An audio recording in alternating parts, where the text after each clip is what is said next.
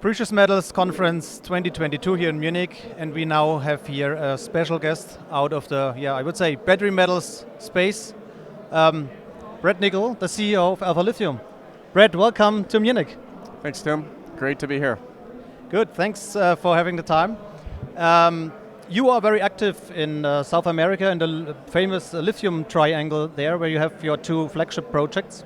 And the first one is Tolillar, Salar, is that right? That's really good, actually. You're good. Part Spanish, I can tell. Oh, thank you. Can you give us an insight in this project? Yeah, Tolillar was where we started the company. It's what we founded the company on. It's a very, very large asset. We own 100% of the asset. I think that's one of the key things is there are no salars left that are 100% owned by one company. And that's quite an attractive position to be in. Because a lot of salars, you have multiple owners and you end up competing for other resources, for services, you compete for fresh water, and that's another key component to the company and to our asset is that we actually own a very, very large fresh water source, which is extremely rare, and the people need to understand that when you're producing lithium, you need fresh water. It's an absolute must-have, and there are a lot of projects that are much more advanced, bigger projects than ours even. They don't have a source of fresh water, so we're quite fortunate to have those two things, fresh water, 100% ownership. That sounds great. So water is not an issue. How about infrastructure? Well, our salar is 10 kilometers away from the world-famous Salar Hombre Muerto. So Tolillar is literally right next door to one of the longest producing salars in the world. Livent has been producing about 20,000 tons a year. From their salar, which is just across the street. So all of the pipelines, the power lines, the roadways, the rail lines, all of that big infrastructure, it's all been built already, and it's literally right in our backyard. Okay, you recently brought out first resource estimate. What can you tell us about this? Yeah, we just produced a resource estimate. We felt like maybe it was a bit early because we were still drilling at the time. But there is so much interest in the company and certainly in the industry that we felt we needed something that was maybe a little bit more than just our word for it. So we went and we got a resource estimate done. We call it a draft resource estimate because there's still a lot of room for growth. So it's a very, very, I call it a small or early look into what the resource could be. We've only drilled 30% of the salar. So there's still another 60% or so, well, we've drilled 33%, it's about 66% left to go. But yeah, we have 2.1 million tons of indicated resource and just over 1 million tons of inferred. But like I said, it's early days. We expect probably in the first quarter of 2023 to increase that number significantly, or at least improve that number significantly with the drilling that we're doing right now. We actually currently have 5 drilling rigs operating on site. Okay, then let's come to the second project, Hombre Muerto, a very famous salar, I would call it. There are many big names there, and you're surrounded by the big names of the lithium space. What can you tell us about the Hombre Muerto? Well, Hombre Muerto it's very, very important to the world's lithium supply. It is, in my words, it's the best quality salar in the world. It's the best place to be producing high-grade lithium from. If you wanted to make a high-grade battery chemical or lithium chemical for the EV industry, you would love to be in Hombre Muerto. Livent, as one example, has, like I said, they've been producing 20,000 tons a year for over 25 years. POSCO, the massive Korean firm, entered the salar in 2018. They bought, for $280 million, they bought a position from Galaxy Resources at the time. Galaxy they kept about half or so, or a little more, maybe 60% of their asset. They've since combined with Orocobre to form Alchem. And these are all massive companies, literally our next door neighbors in Hombre Muerto. So we've assembled a relatively small position to start, 5,000 hectares. It makes us the second largest, next to POSCO, second largest owner in Hombre Muerto on the Salta side of the border. Salta is the third best province in the world, in South America in which to operate. That's according to the Fraser Institute.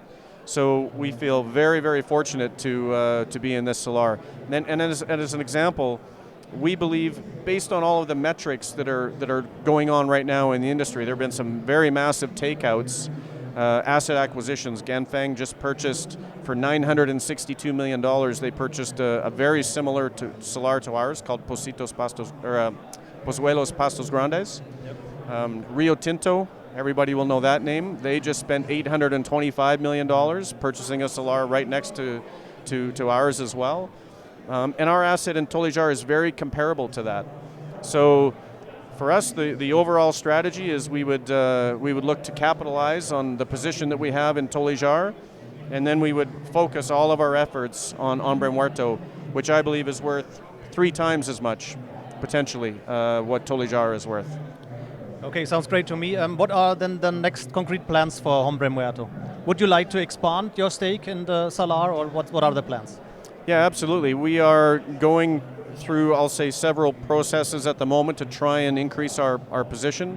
We know that the industry, and certainly that salar, is extremely desirable, and the industry is quite difficult right now to find new assets and to find new sources of raw material. But we have an inside line in the sense that our team is world class. Our president of our Argentina operations used to be the president of Galaxy, so he knows Hombre Muerto like the back of his hand. He grew up in Hombre Muerto, so to speak. So that's David Guerrero.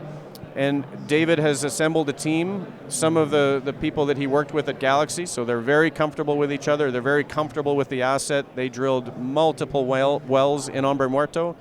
And so our plans are to continue drilling on our asset, to expand the asset, and eventually, well, produce a resource estimate and ultimately start production as soon as we can. Okay. What is cash in the bank, and what can you tell us about the shareholder structure of the company? Yeah, we currently have just under $40 million in the bank, so we're extremely well capitalized. We don't need to raise any money for as long as I can foresee, at least 2 years on the current development plan that we're on. Share structure, we have 162 million shares outstanding at the moment. The market cap is about 150 million Canadian dollars, or call it 120 US. Some of these asset acquisitions that were just completed, to put that in comparison, we believe that our asset is easily worth $800 or $900 million as displayed by some of these acquisitions that just closed, and our asset is very, very comparable, even with a very early stage resource estimate. But at the end of the day, we believe that we're in a very, very good position in Tolillar. Hombre Muerto isn't even started to be that valued yet. We're just getting started there. So it's a very exciting time to be where we are. Okay, to summarize everything, what are the next catalysts and milestones, let's say, for the next 6 to 12 months for your company?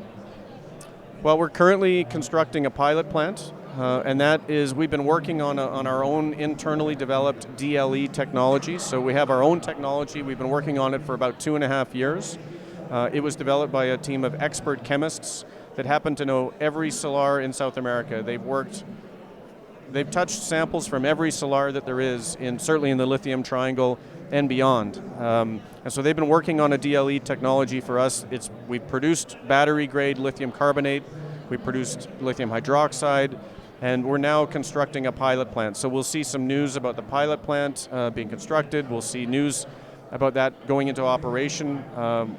Our expectation is Q1 2023 for that as well.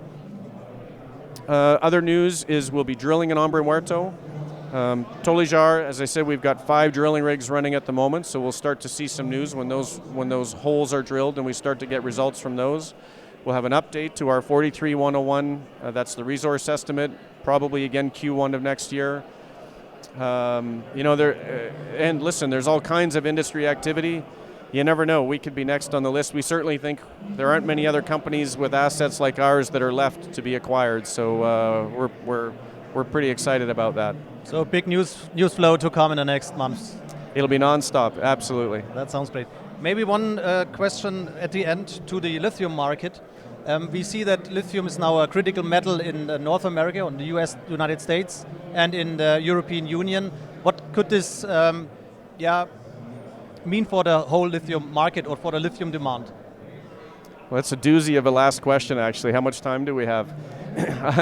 I think that, I just sat on a panel and they asked about critical mineral security. And my view on that is that it's a global world, and globalization for the last 40 years has kept inflation low, it's kept prices low, it's employed families, employment has been high, generally speaking. And if you look at China, who has over 80% of the battery manufacturing capacity at the moment, they didn't build that up overnight. And lithium being a relatively new commodity, if you want to call it a commodity, there's not a lot of global expertise. It's not like we have decades of experience to rely on and experts that have been around for 50 years and have passed that knowledge on. It's a relatively young, new industry.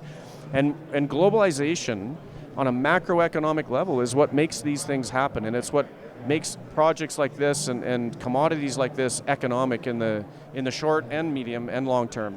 So I worry a little bit about the lack of globalization, or the fight, the divorce of, say, China versus North America or versus Europe. And so that does worry me, because China, listen, they've got lots of capital available, they have lots of capacity available, and there's nobody else on the planet, no other country on the planet that can produce batteries like they can in China today.